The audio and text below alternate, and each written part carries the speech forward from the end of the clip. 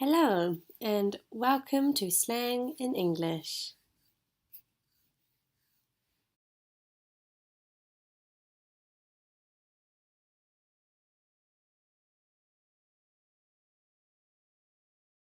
So, in this lecture, we are going to discuss what slang is, who uses it, and why it's used, explain how it's used, review examples of slang in various English speaking countries, including, of course, New Zealand, followed by Australia, USA, and England. We will also discuss the use of slang in, or the appearance of slang in dictionaries and on social media platforms, and finally discuss the relationship between slang and your language learning and how you can use it in your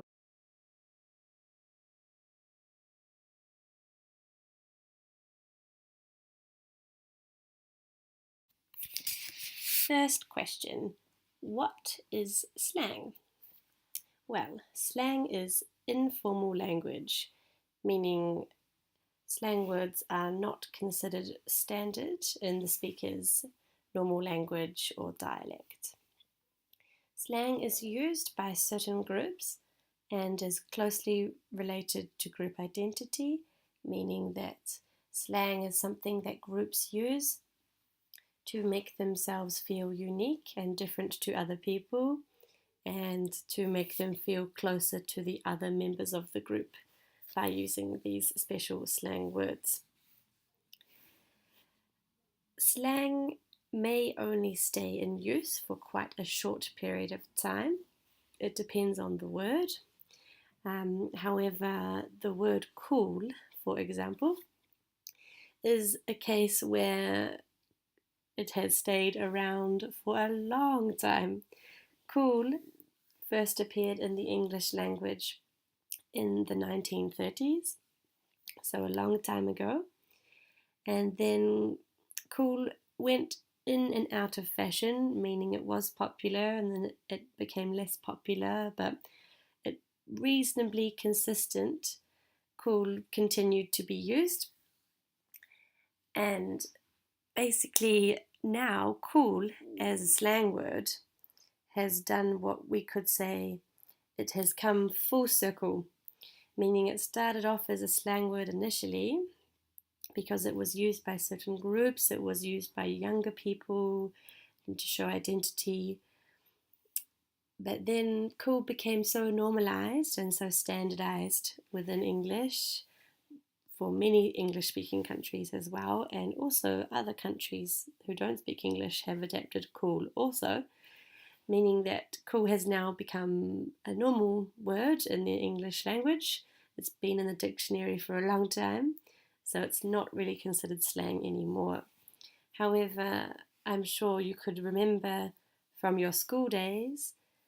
I can, for example, remember words becoming popular, slang words at school with the young people, and then maybe these slang words were only popular for 1 week or 1 month, and then they lost popularity and were replaced by another slang word. So the life cycle of slang can, in some cases, like cool, be permanent and become a standardized word, or it can be quite short because the language is continually evolving and new slang is being created all the time. So it is hard to keep up. In terms of the why we use the word slang to describe informal language, well, the origins of the word slang are a bit complicated. Not everyone agrees about why we use this term to describe informal language, but the Urban Dictionary has raised something that is quite interesting. I don't know if it's true or not, but it might help you remember the word slang. They say that you could call slang the combination of two words, short and language. So, slangwage, but then slangwage is a bit too long, so we shorten it to slang.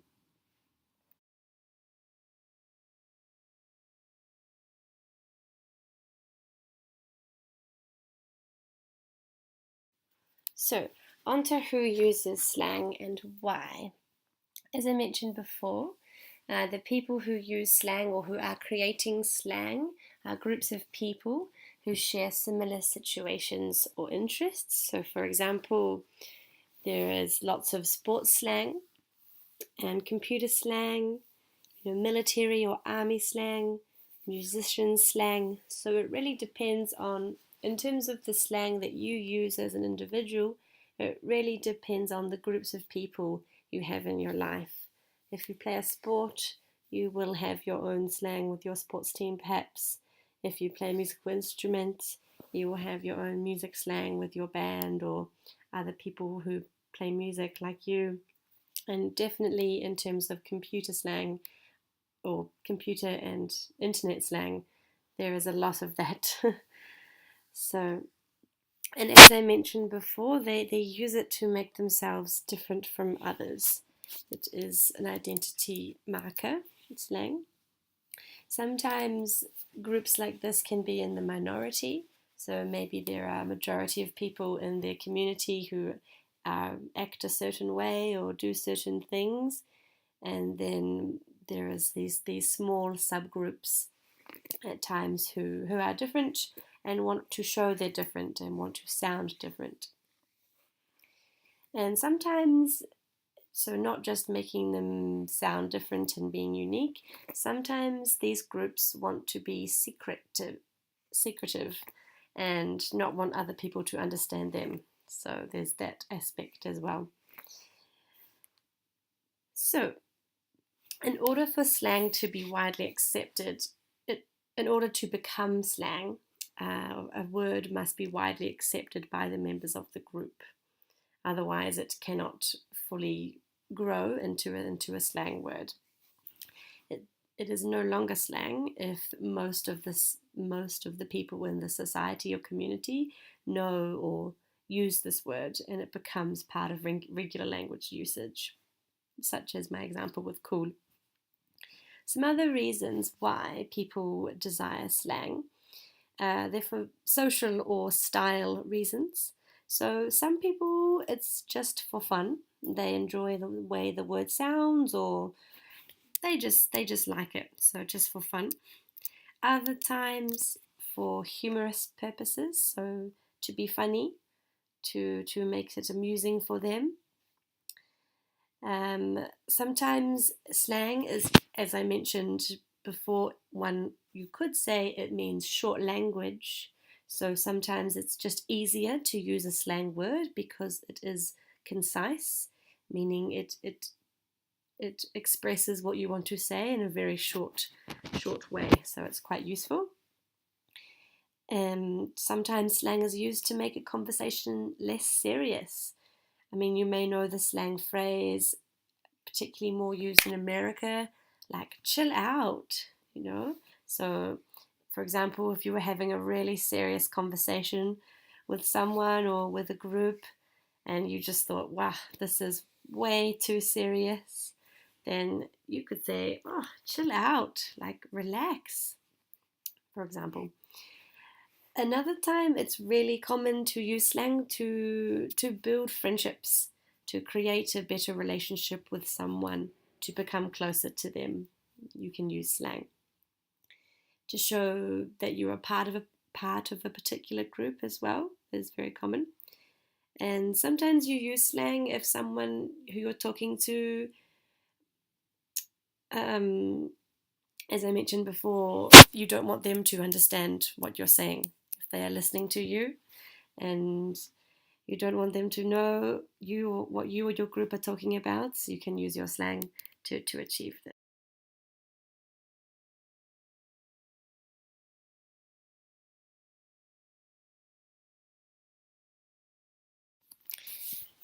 In the beginning, so we are talking about the 16th and 17th century, when slang was first used, it was mostly used by criminals. This meant that young people were not allowed to use it, as it was seen as not proper English, as bad English. It had negative connotations. But the young people, doing as young people do, they did not listen and they used the slang anyway, as they love doing what they're not supposed to do. And so slang became quite popular with the young people. Then you started to see slang in pop culture, such as in books and in plays, and it became increasingly more popular in written fiction, and eventually slang was widely used in entertainment and in the media and in fiction in general. Now, slang can be created in a few ways. So often, slang is created by taking existing words in a language and giving them new meanings in new contexts. So, this is true of our previous example, cool. You know, it existed in English already, meaning similar to cold. Okay, so a cool person is a cold person. In the past, it meant like this. But then it changed, and now, as we know, cool means a great thing, positive, awesome adjective is cool. Slang words can also, or slang words or phrases can also become acronyms or abbreviations. So, like the rather famous phrase, you only live once, or YOLO, that has become rather popular. And there are other examples like this as well. Now,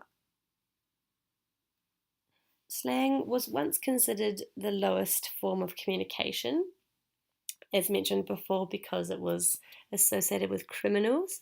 But many nowadays consider slang to be an intelligent variation to sometimes boring standard language. So it's exciting that we have slang to give us more diversity in the way we speak and to help us to express ourselves better.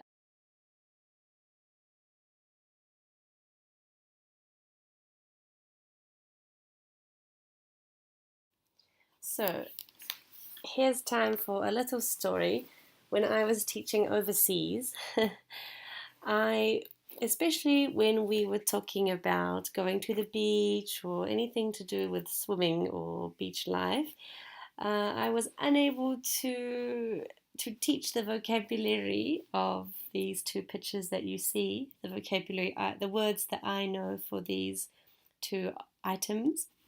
I was not able to teach these in other countries because I knew that the words we use in New Zealand for these two things are only used in New Zealand or a little bit in Australia. And so teaching French or Thai children or adults these words for New Zealand was not going to be so useful. But now we can teach you if you don't already know. So I would like for you to think about what words you know, what English words you have learnt for these two pictures. Think about them for one moment. And then we will have a discussion about what quite a few English speaking countries call these, and it's quite diverse. So we have in USA, use as the one I would expect that you know, flip-flops, yeah? But in New Zealand, we call them jandals. Now, whether you know the word jandals or not, you very well could know this. You may or may not know that jandals stands for Japanese sandals, and we put those together and you get jandals. Okay, and in Australia, they are called thongs, which is a little confusing because that can mean something else. But in Australia, if you say thongs, normally it's talking about flip-flops, jandals. And in South Africa, they're called plakkies, which is, I learned something new. I didn't know that. And then the next picture, so whether you know this as a swimsuit, bathing suit, something with swim or bathe in the word. Well, in New Zealand, we call them togs, which has nothing to do with swimming from the way the word sounds. But anyway, it's like this. In Australia, you have quite a few words: swimmers, cosy, bathers, and in some parts of Australia they actually use togs as well. But for you, you're here, you're in New Zealand, jandals and your togs.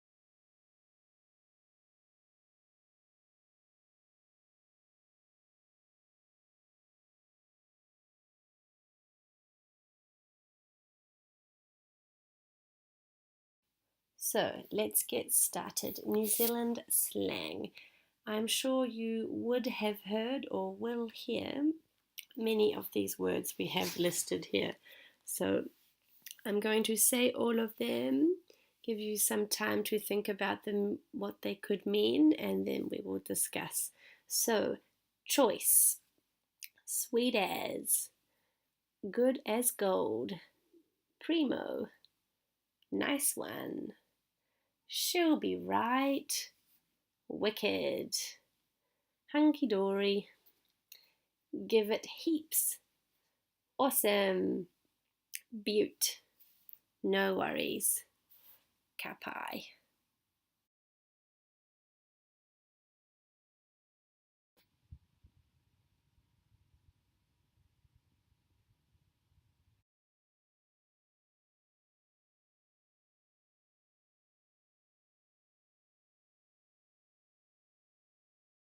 So, first of all, we have keep calm,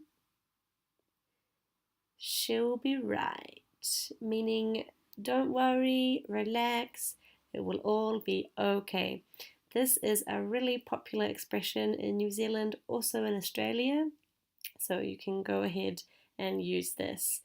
The top right picture with the little boy, we could use to describe the slang give it heaps, meaning try as hard as you can. Okay, I could say, hey, good luck for your exam, for your test. Give it heaps, try really hard. And the bottom picture with the thumbs up describes all the other words you saw. In New Zealand, we love to have many, many different adjectives to describe something that is good. Okay, sweet as and choice are particularly Kiwi. You will definitely hear them if you watch New Zealand TV shows. The bottom one, kapai, is Te Reo Māori, also for good. And there is your first introduction.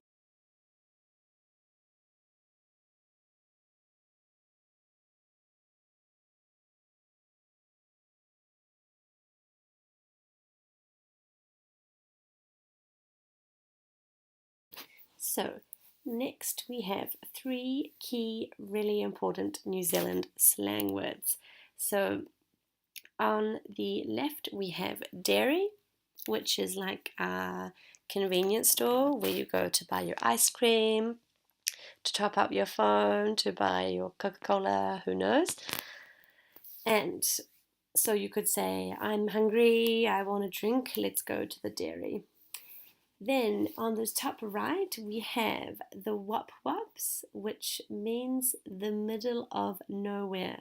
I could say, wow, my friend Sally, she lives really, really far away in the countryside.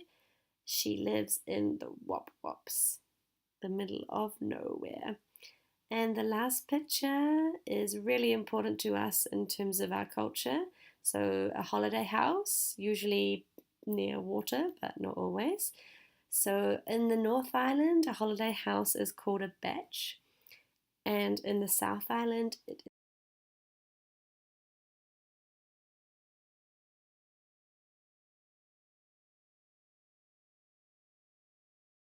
So, first thing to know about Australian slang is that Australians love to shorten words. You can see this from the first two examples. So, afternoon and barbecue become arvo and barbie. Okay, so similar to New Zealand as well, Australians use the word beauty or butte to mean great, fantastic. You could say, wow, what a day, what a beauty, what a good day. They have the word bogan, which in New Zealand we use as well. So the translation over here is hick or yokel. If you don't know what those words are, basically it means a person who in society is identified as different based on their clothes, their behavior, being a bit less sophisticated than the other people in the community. Then we have bonza, meaning great as well. Good adjective for you. In Australia, a liquor store is called a bottle shop or bottle-o. They use the word dag to describe a funny person. So I could say, wow, Jim, he's such a dag.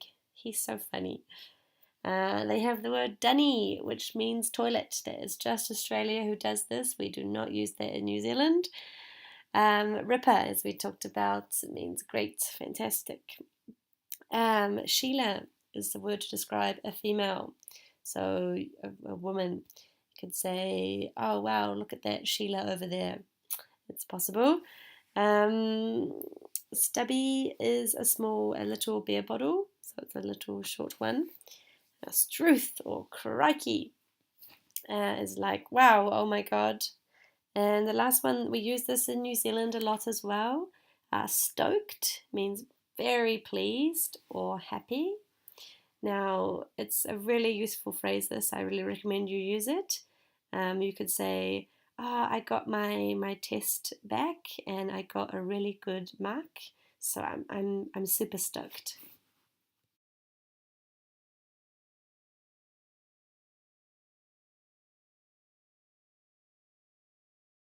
So in contrast with New Zealand, where New Zealand doesn't actually have that many slang words that are different in the north and the south, apart from the example I gave you before with batch and crib, meaning holiday house. In Australia, as you can see from this map, it is quite different. And with my example before of togs or swimwear, okay, in Queensland, the orange state in Australia, they also say togs to mean bathing suit, like we do in New Zealand. But then you'll see in New South Wales, just below Queensland, the turquoise colour, they say cozzy. And then in Victoria, below that, the purple state, they say bathers. So you can see that in Australia there is a lot of variety, which does not surprise me given its massive or huge.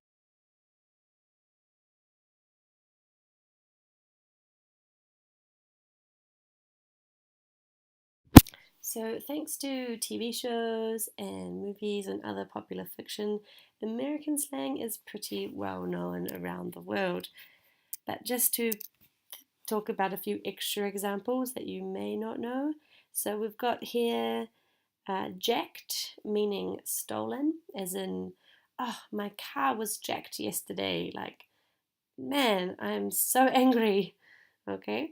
Kicks, meaning shoes, another word for like your sneakers or your trainers. You could say, wow, I got some really nice new kicks the other day.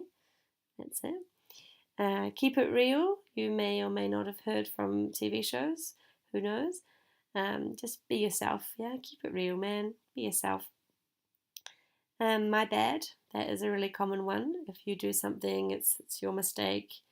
You say, oh, sorry, my bad, my mistake.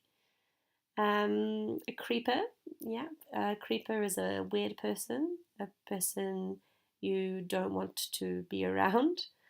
Swag, if someone's got swag, they've got mad style. They've got good style. So you could say, wow, that my friend, he's really stylish. He's got swag. Someone who is a tool is a stupid person.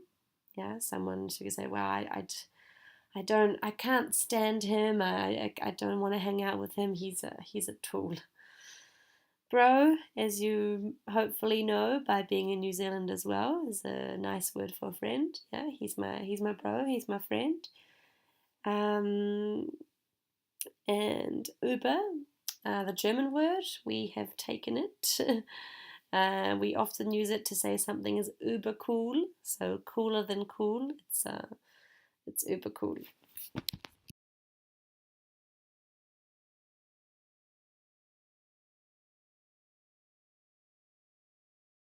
And the last country example is British slang.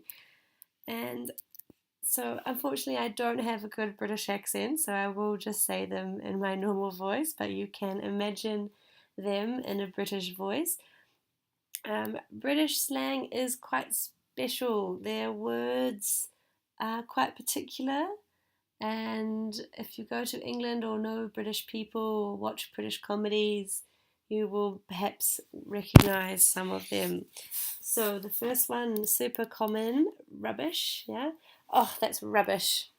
Yeah, that's just garbage. That's crap. Rubbish. Or they like to say, oh, blimey, meaning, oh my God, my goodness, blimey, to express surprise or that you're shocked. Okay, the word gutted. Now we use this in New Zealand as well, just so you know, means devastated or you're disappointed, you're sad about something. Okay, I could say, oh, it was raining today, so I couldn't go bike riding. I couldn't go on my bicycle. Oh, I was gutted. I was so disappointed, so sad. Chuffed. Now, chuffed is an interesting one. Chuffed is, we use this also in New Zealand. As you can see, it means proud. Um, you could say that, oh wow, I finally, I read my first book in English. I'm so chuffed. I'm so proud of myself. Next one, lost the plot. Someone who has lost the plot has gone crazy. Yeah, so maybe you know someone and they are having a difficult time in their life. I don't know. And you say, oh, you know, Tom, he's lost the plot. Yeah, he's a mess. He's gone crazy. He's not in a good way. Next one, sorted. This means if you're making plans with someone, you can say, oh yeah, okay, it's sorted. Sorted meaning the plan is completed, the plan is arranged, you know what you're going to do. It's sorted. Hoover, another word for vacuum cleaner. I used to have a British friend when I was younger, and she lived in New Zealand, and she used to call the vacuum cleaner the Hoover, and I always thought it sounded really funny. Or maybe that's just me. Kip is to have a little sleep or a little nap. You could say, oh, I'm going to have a kip. Yeah, meaning I'm going to have a nap. The bee's knees. Something that's the bee's knees is something awesome. I could say, wow, this cheesecake, yeah, this cheesecake is the bee's knees. It's amazing. Dodgy. If something is dodgy, it is suspicious or a bit not okay. I could say, I don't want to go to that place because I think it's dodgy. I think it's not okay. Wonky. Wonky means something not right, meaning I could say that yeah, that's not good. It's wonky. It's not right. Not right. Wicked. We talked about this one before, meaning cool, and tad means a little bit. So it could be like I just a tad, okay, just a little bit. Just give me a little bit. It's just a tad funny. It's a little funny.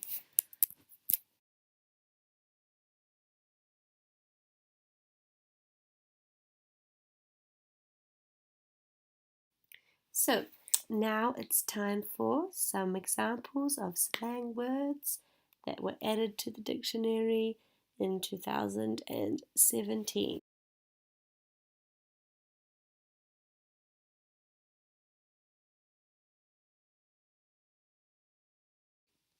So, first example, we have to ghost someone. So, this is a verb that we use to describe to suddenly cut off contact with someone. Okay, so whether it's someone, your friend, or someone, boyfriend, girlfriend, for some reason you want to stop contacting them or you want them to stop contacting you.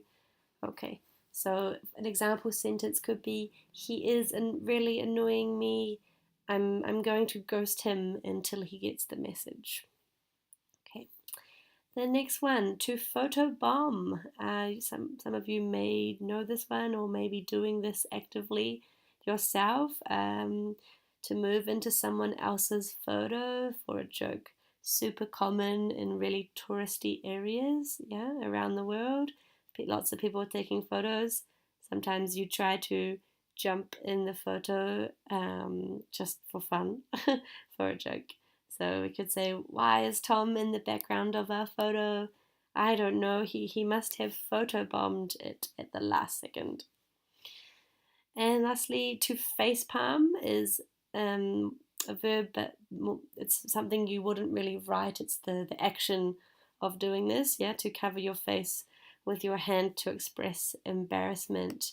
As you can see from this picture on the left, it's actually now become or is becoming an iPhone emoji that you can use to better express yourself in your text.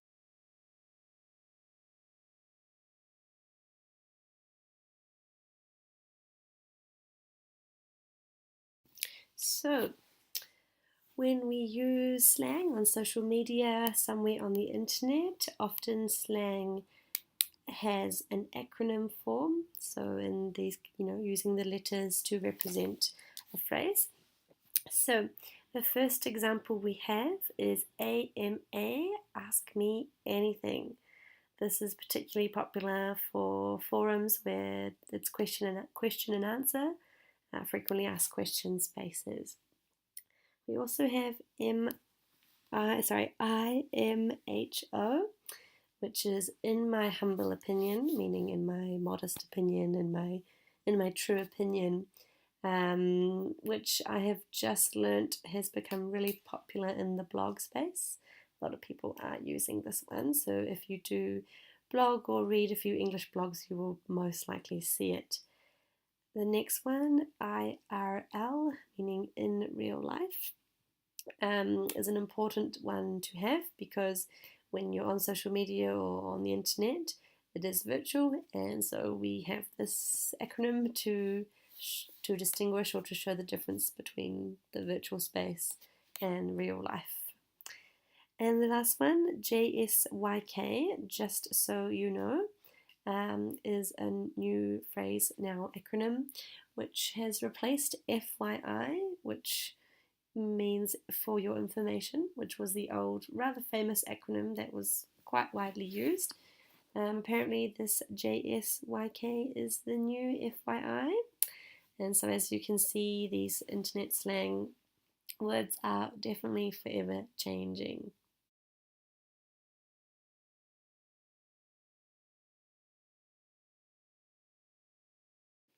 So, slang and language learning. So, remember that slang is everywhere. People are using it all the time, every day. It is online, it is in the streets, it is in the workplaces, it is everywhere.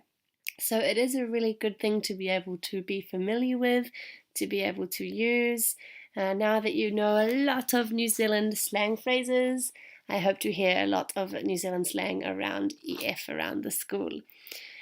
But remember that slang is always changing, it can become outdated fast, so try to keep up to date. You can do this by being active online, online on blogs, forums, TV shows that are new and popular is the best source of new up to date slang. So that's a good thing to follow. Speaking of TV shows, do be careful with those. There are some people in the world who have learnt English from TV shows, which is great for sure. It's just sometimes their vocabulary can be a bit strange because it's only from a certain TV show, so their language is quite funny or a bit too familiar. So for you, it shouldn't be a problem. You have your formal academic style, and then now you can have your street English, your slang style as well for the appropriate context. But remember that the effectiveness of your slang, how well you can use it, really depends on who you're talking to. Of course, if you would like to use New Zealand slang or any of the other slangs from the other countries, and if you're talking to someone from that country, so that would be fine, no problem, no worries, I should say. They would be stoked to have you talk to use these slang words with them. But if you're speaking to a fellow student of English, just make sure that they know the words, or you can teach them to them, and then you can both use them, and no problem. Yeah, remember that the way you use slang and in any English slang can really depend on your goals. So, for example, if you want to study at a university in an English-speaking country, you would use more formal academic language. Well, of course, at university you would be using this language. But if you more want conversational, social English, then slang for sure is something that you can use frequently. I mean, if you want to go to university, of course, there is times when you're not studying and you're not in an academic context, then of course you can use slang as well. Do make sure that you use it in the appropriate context. Some slang words can have quite a negative meaning or be offensive if used in the wrong way, or not in the right tone. So just make sure that you have that context correct, and it will achieve the result that you want it to. Good. Perfect. But do be careful of the use of swear words as well. A lot of slang does involve swear words, so be careful who you're talking to with those, or the severity of the language. Just check that you fully understand the meaning there. And yeah, just one last thing, what's appropriate socially as well. For example, you wouldn't use slang such as gimme or gonna, like gimme that, or I'm gonna do this. You wouldn't write that in an email to a teacher or a professor, okay? But you can, of course, use those words to a friend or in an informal context. There's no problem. So context is really important.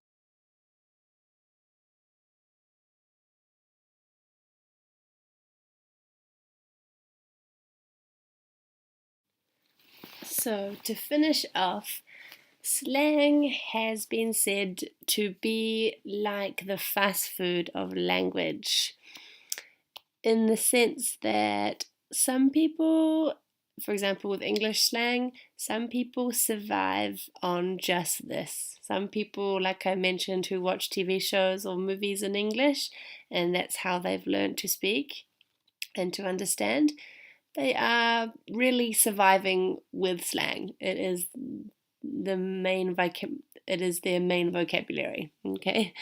Whereas some people completely stay away from slang. Some people don't use it at all, and it's not important for them to use that. So that's their choice. But really, whether you'd like to or not, you should really try a little bit first. Taste slang like you taste fast food. Give it a try. See how you feel.